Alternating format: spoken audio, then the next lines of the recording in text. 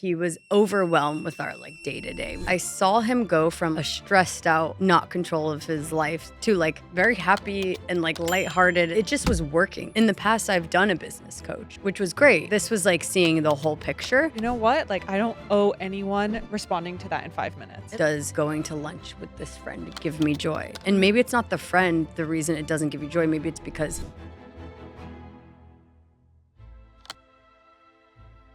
Natalie, obviously, like, we like to share our hacks on here, and you've been telling me how much your life coach has changed your life, quite literally.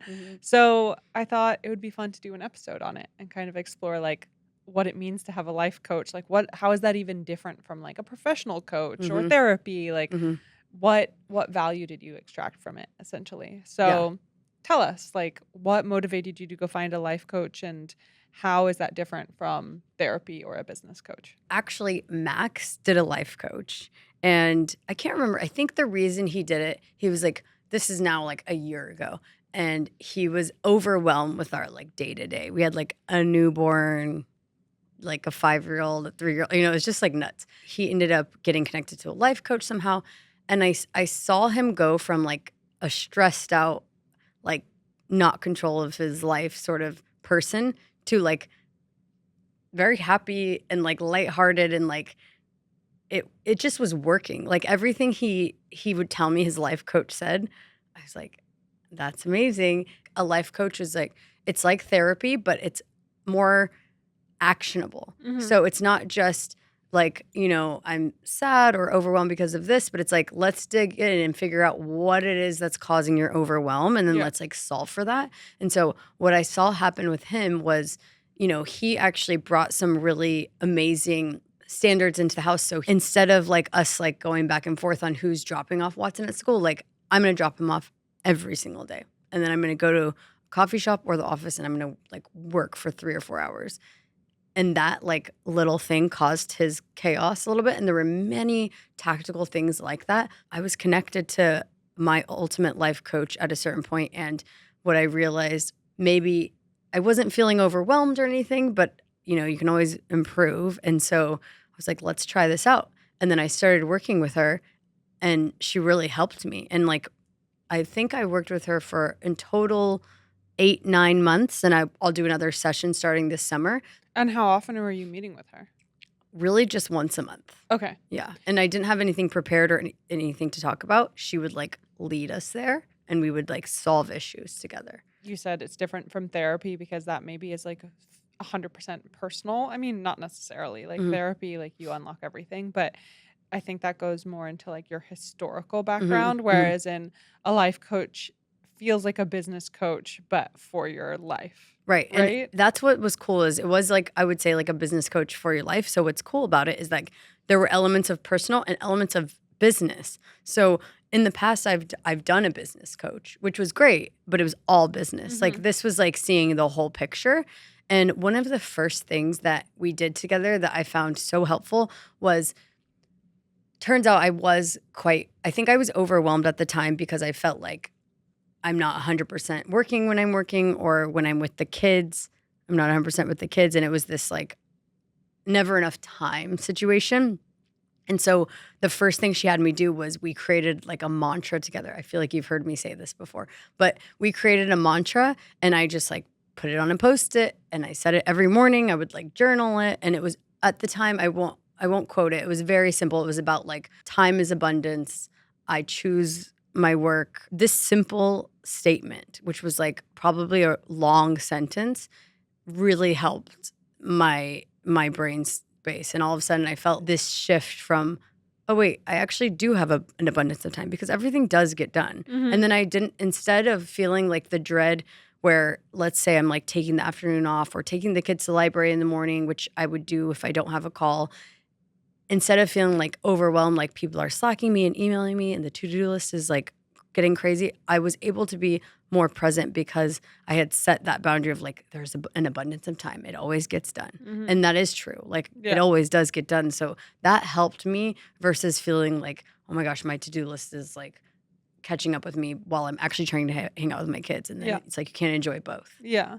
It's also like remembering that not every task needs to be done immediately, I think is like a really important thing that coaching helped me with in the past. It's like being able to prioritize your like 2, 3 things for that day and setting time aside for that instead of feeling like all those Slack messages have to be answered. Or, like as somebody who now consults, I have so many email addresses, I have so many Slack channels for That's different crazy. companies. Yeah.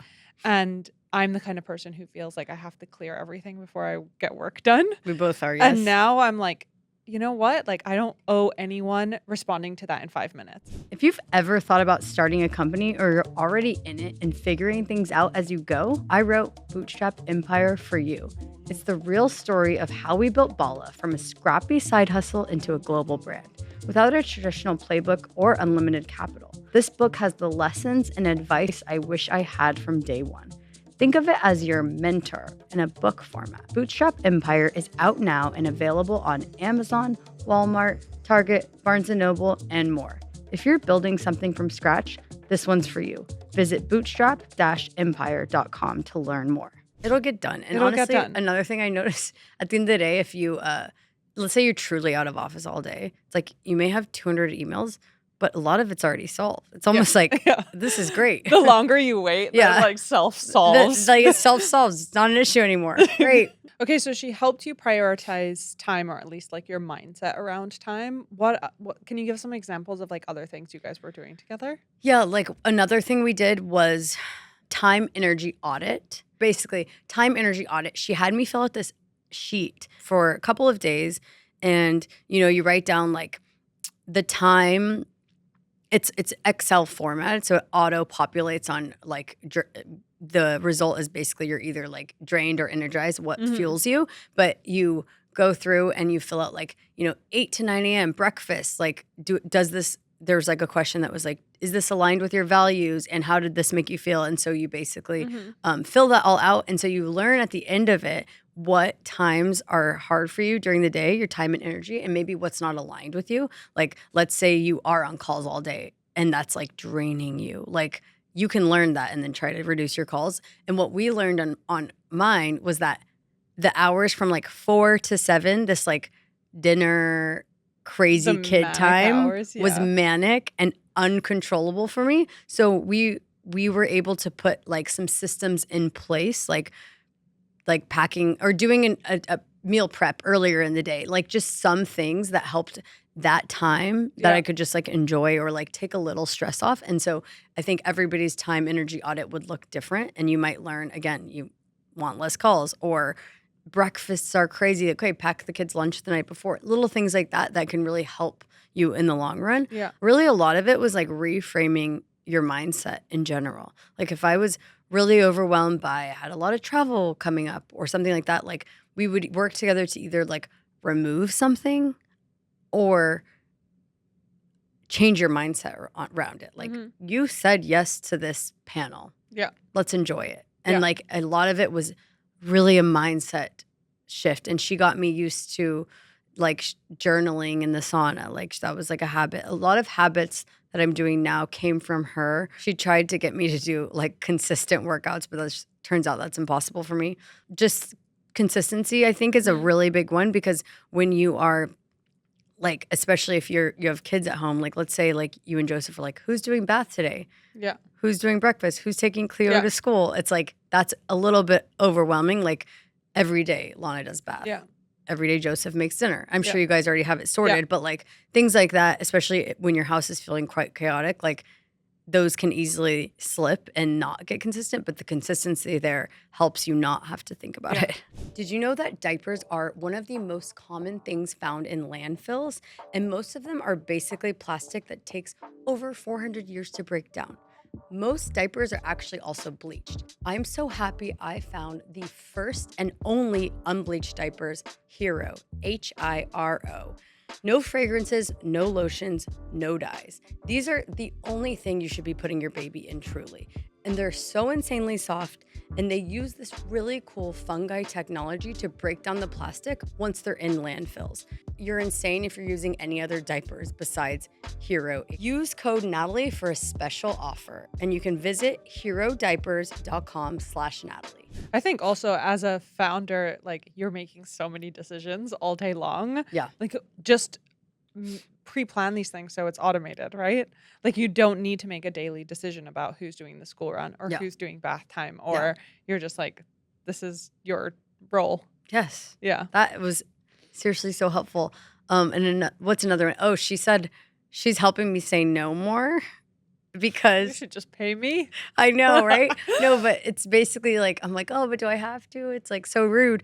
And she says that it will show up in another way. And I'm sure you've heard that before. Like it'll be like, it's like unhealthy for you. Yeah. So you have to figure out a way to like say no, or like, here's a resource. Like I can't now, but here's a resource. Yeah. And so that was a really helpful one. It's funny because like I see that as your close friend and also your business partner. Like I see that in you a lot, where you are really scared to say no, but then the overwhelm when it comes around to doing it is really, really high. Yes. You know, you're always like, you in hindsight, you're like, fuck, why did we say yes to all of these things? Yeah. Like, I don't have time for this. Mm-hmm.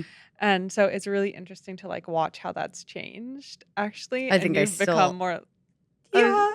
I think you've definitely become. Like, there's been points where I'm like, why are you saying no to everything? I'm saying no. Oh, that's great. That's really great. So I have definitely seen it reflected, in the way you're doing things. Our next like set of sessions, we actually are getting into the no thing. She's like, you must have some self-limiting beliefs, which is why saying no is hard for you. And so our next sessions are going to go deeper into that versus like more surface level, like let's solve for the chaos. Like the next sessions are going to go deeper in that. So apparently if you have a trouble saying no, you might have some self-limiting beliefs. And the same, I'm sure, applies if you have trouble saying yes. Definitely. You know, like me. Definitely. Yeah. Like I always think someone's like trying to screw me over. Yes. So those are my own self-limiting beliefs. You definitely have those about that. Exactly. You need to go to her. I also feel like I need to shout her out. So Noreen Jamani is my life coach. And if you guys want to be connected. Yeah, we should link her in this. Yeah. She's amazing. I wonder if there's, not everyone can afford a life coach. Mm-hmm. Obviously, if you can, they should reach out to her. Like, what kind of tips could you give to people who maybe wanted to like reframe a bit of their own mindset for free? I would say like start with like journaling, because it's like your own self-reflection. You could even do like the 5-minute journal or something. Like love a sauna and journal, but if you don't have a sauna, it's like or anywhere to go, it's like just like sit outside in the sunlight and journal for literally 5 or 10 minutes.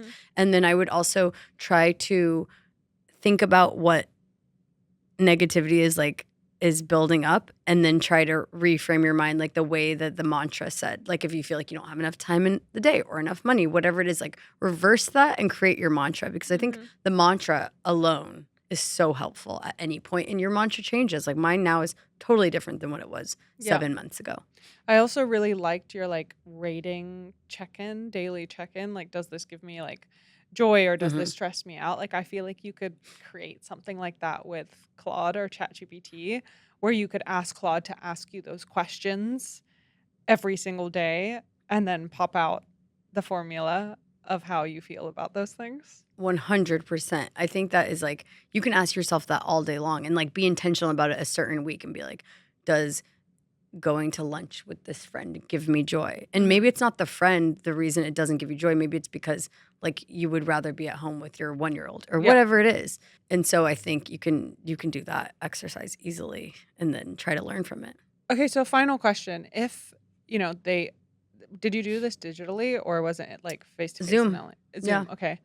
So how would you, if you weren't going to use Noreen, how would you go about finding a life coach, do you think? This is how I go about finding a lot of things. It just comes to you. No, I post to stories. Oh, I interesting. post to stories all the time. Don't you have see me need this? Yeah, but you No, have a following. it doesn't matter. Like, people are very, very happy to help. So basically, like, let's say I'm like, I need a manicurist, whatever it is that comes Yeah. to my house.